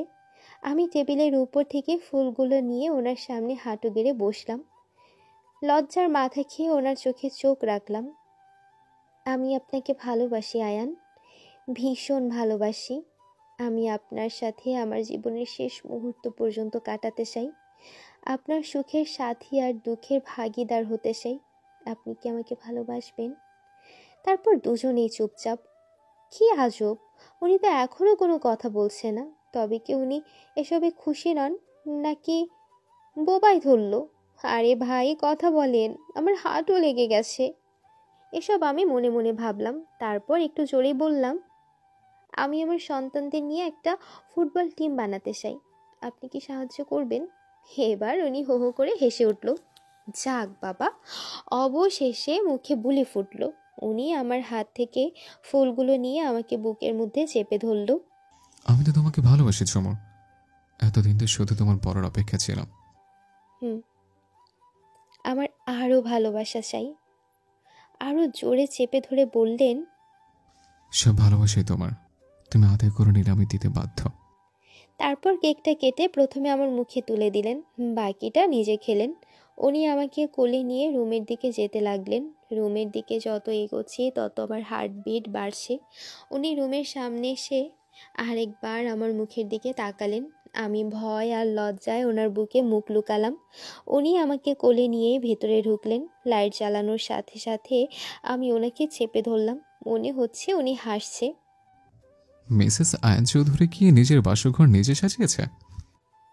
ওনার এই কথাটা শুনে লজ্জায় আমার বলতে ইচ্ছে করছে, আল্লাহ একটা মই দাও, আমি উপরে উঠে যাই। উনি আস্তে আস্তে আমাকে বিছানায় নামিয়ে দিলেন, তারপর আমার পাশেই শুয়ে পড়লেন।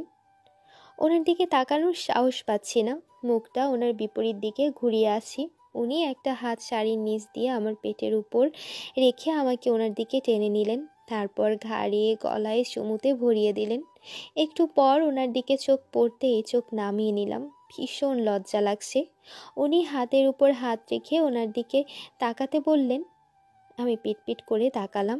আবারও চোখে চোখ পড়তেই আমার ওষ্ঠদ্বয় ওনার দখলে নিয়ে নিলেন। তারপর বাকিটা ইতিহাস। অনেক সকালে ঘুম ভেঙে গেল। নিজেকে ওনার বুকের মধ্যে দেখতে পেয়ে কালকে রাতের সব কথা মনে পড়ে গেল। ইস, কি রোমান্টিক মানুষটা। আজকের সকালটা অন্যান্য সকালের থেকে আলাদা আমার কাছে। হয়তো প্রত্যেক মেয়ের কাছে এই সকালটা আলাদা মনে হয়। স্বামীর সম্পূর্ণ ভালোবাসা পাওয়ার আনন্দে আলাদা এক অনুভূতি কাজ করছে মনে। সময় চলমান, দিন মাস বছর পার হয়ে আমাদের বিবাহিত জীবনের 2 বছর চলছে। পুরো বাড়িটা লাল নীল ঝাড়বাতি দিয়ে সাজানো হয়েছে। বাড়িতে একটা ছোটোখাটো অনুষ্ঠান। আমি 7 মাসের অন্তঃসত্ত্বা।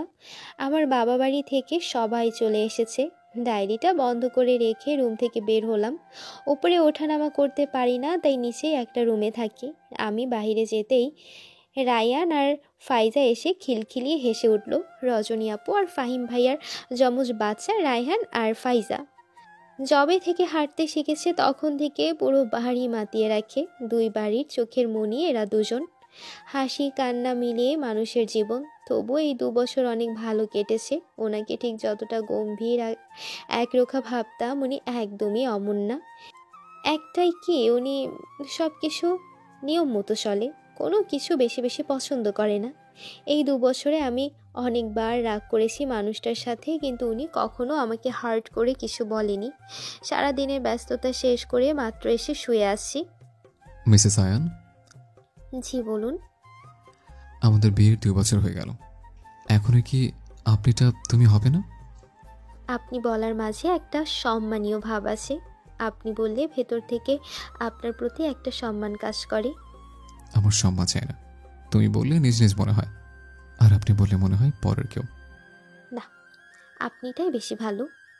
ঠিক আছে, তোমার যা ইচ্ছে ডেকো। আমাদের খুনসুটিময় সংসার দেখতে দেখতে আরও বেশ কিছুদিন কেটে গেল। ইদানিং কেন জানি খুব ভয় লাগে। আমার বাচ্চাটাকে ঠিকঠাক দুনিয়াতে আনতে পারবো কিনা, আমার বাচ্চা সুস্থ থাকবে কিনা, খুব চিন্তা হয়। ঝুমুর কি করছো? আমার না পেটে খুব ব্যথা হচ্ছে। কি? কখন থেকে আমাকে ফোন দাওনি কেন? বেশিক্ষণ থেকে না, আমি ভাবছি ফোন দেব, কিন্তু তার আগেই আপনি আসলেন। বাচ্চা হওয়ার সময় হয়ে গেছে। বাড়িতে চেষ্টা করে কোনো রিস্ক নিতে চায় না বলে আমাকে হাসপাতালে নিয়ে আসা হলো। আজকে কেন জানি না খুব কষ্ট হচ্ছে, সবাইকে খুব বেশি আপন মনে হচ্ছে। অপারেশন থিয়েটারে ঢোকানোর আগে ওনার লাল চোখ দেখে বুঝেছি মানুষটার খুব কষ্ট হচ্ছে। কান্না আটকিয়ে রাখার কারণে চোখগুলো একদম লাল হয়ে গেছে। আমি ওনার দিকে তাকিয়ে একটু হাসলাম। মানুষটা চোখ বন্ধ করতে চোখ থেকে 2 ফোঁটা জল গড়িয়ে পড়ল। আমি প্রথম ওনার চোখে পানি দেখলাম। আয়ান চৌধুরী আমার জন্য কান্না করছে। এটা দেখার পর আর কোনো সন্দেহ নেই যে মানুষটা আমাকে কতটা ভালোবাসে। আমাকে অজ্ঞান করানো হলো, তারপর আর কিছু মনে নেই। কে জানতো ওই চোখ আর কখনো খুলতে পারবে না আমার বোনটা। বলেই রজনী চশমাটা খুলে চোখ মুছল। ওর পাশেই বসে আছে রায়ান, ফাইজা আর আরিজা, আয়ান আর ঝুমুরের মেয়ে আরিজা। ওরা চোখের পানি আটকাতে পারছে না। আরিজার বয়স 16 বছর, অনেকটাই মায়ের মতো চঞ্চল। রজনী ওকে কখনো মায়ের অভাব বুঝতে দেয়নি, কিন্তু মায়ের অভাব যে মাসিকে দিয়ে পূরণ হয় না সেটা যার মা নেই সেই জানে। মায়ের গল্প কম বেশি সবার মুখেই শোনে, কিন্তু এভাবে কখনো শোনেনি। হ্যাঁ, সেদিন অপারেশন থিয়েটারে ঢোকানোর পর কি হয়েছিল শুনুন। সিজারের পাশাপাশি সিস্টের সমস্যা ছিল ঝুমুরের। যদি সিজারের সময় ওইটার অপারেশন না করতো তাহলে কয়েকদিন পরেই আবার আলাদা করে অপারেশন করা লাগতো। তাই ডাক্তাররা একেবারেই সিস্টের অপারেশনও করে, কিন্তু অতিরিক্ত রক্তক্ষরণে ঝুমুরের শরীর একদম ফ্যাকাশে হয়ে যায়। অনেক খুঁজেও সেই সময়ও নেগেটিভ রক্ত পাওয়া যায়নি। আয়ান ভাইয়া এক হাসপাতাল থেকে অন্য হাসপাতালে দৌড়ে বেরিয়েছে, কিন্তু রক্ত জোগাড় করতে পারেনি। অবশেষে রক্ত পেয়ে যায়, কিন্তু তখন আর আমার বোনটা এই দুনিয়াতেই নেই। আয়ান ভাইয়া হাসি মুখে রক্ত নিয়ে এসে ডাক্তারের হাতে দিলে বলে, এবার আমার ঝুমু ঠিক হবে। ডাক্তার রক্তের প্যাকেট হাতে নিয়ে দাঁড়িয়ে থাকে। এগোনোর সাহস নেই। একটা মৃত মানুষকে কিভাবে রক্ত দেবে? সেদিন হাসপাতালের মানুষ দুবার অবাক হয়েছে। প্রথমবার ঝুমু মারা গিয়েছে শোনার পর 10 মিনিট আয়ান ভাইয়া চুপচাপ দাঁড়িয়েছিল, একটা কথাও বলে নাই, এক ফোঁটা চোখের পানিও পড়ে নাই। সবাই বলাবলি করেছিল, এ কেমন মানুষ, বউ মেরে গেছে দেখেও এতটা শক্ত হয়ে আছে। কিন্তু 10 মিনিট পর পুরো হাসপাতাল কেঁপে উঠেছে আয়ান ভাইয়ার কান্নায়। অসুস্থ মানুষগুলো চোখের পানি আটকাতে পারেনি। সারা হাসপাতালে গড়িয়ে গড়িয়ে আমার বোনটাকে ভিক্ষা চেয়েছে। সবার কাছে গিয়ে পাগলের মতো বলেছে, আমার ঝুমুকে এনে দাও, এনে দাও আমার বউটাকে। একটা মানুষ বউকে এতটা ভালোবাসতে পারে, আয়ান ভাইয়াকে না দেখলে হয়তো কেউ বুঝবে না। সেদিনের পর আয়ান ভাইয়া অনেকটা পাগল পাগল হয়ে যায়। সারাক্ষণ নিজেকে ঘরবন্দি করে রাখে, ঠিকমতো খায় না, ঘর থেকেই বের হয় না, বের হলেও খুব প্রয়োজনে বের হয়। তোমাদের দাদু দিদাই সবাই অনেক চিন্তায় পড়ে যায়। আয়ান ভাইয়াকে অনেকবার বিয়ে করানোর কথা বলা হয়, কিন্তু সেদিন আবারও সবাইকে অবাক করে দিয়ে আয়ান ভাইয়া পাগলের মতোই কান্না করতে থাকে। ঝুমুরের শেষ স্মৃতি আরিজাকে নিয়ে ও সারা জীবন কাটাতে পারবে, তবুও যেন কেউ তখনও কখনো বিয়ের কথা না বলে। তখন শাশুড়ি মা বলে যে, নিজের মেয়েকে এখনো একদিনও কোলে নাওনি, আর বলতেছো তাকে নিয়ে সারা জীবন কাটাবে? কে বলছো কোলে নেয়নি? আমার মেয়েকে প্রতিদিন একবার হলে কোলে নিয়ে আদর করি আমি। কিন্তু আমার ওকে কোলে নিলে ঝুমুরের কথা মনে পড়ে। আমার ঝুমুর আমাকে বলেছিল যে আপনি এত লম্বা আর বড় একটা মানুষ, আমাদের পিচ্ছি বাচ্চাটাকে কোলে নেবেন কিভাবে? আমি আমাদের বাচ্চাকে কোলে নেব আর আপনি আমাকে নেবেন, কেমন? তাই আমি আমার বাচ্চাকে কোলে নিলেও একবার নড়াচড়া করতে পারি না। আমার ভয় হয় যদি আমার কারণে মেয়েটার কিছু হয়। তারপর থেকে আয়ান ভাইয়া কিছুটা স্বাভাবিক হয়, আরিজাকে কোলে নেয়। আস্তে আস্তে অনেকটাই আগের মতো হয়ে যায়। আরিজাকে উনি সবসময় ঝুমুরের মতো চঞ্চলতা শেখায়, এজন্য নিজেও কখনো গম্ভীর হয়ে থাকে না। খালামণির মুখ থেকে মায়ের এইসব কথা শোনার পর আরিজা দৌড়ে ওর বাবার ঘরে যায়। আয়ান বসে বসে ল্যাপটপে অফিসের কাজ করছিল। মেয়েকে আসতে দেখে ল্যাপটপ বন্ধ করে পাশে বসায়। আমার মাটাকে কিছু বলবে? আপু, তুমি আজকে আমাদেরকে বাইরে ডিনার করতে নিয়ে যাবে? তুমি চেয়েছো আর তোমার আব্বু নিয়ে যাবে না, তা কি হয়? আর একটা কথা, জি মামনি, বলো। আমি তোমাকে অনেক ভালোবাসি আপু। আমি তোমাকে অনেক ভালোবাসি আমার মা।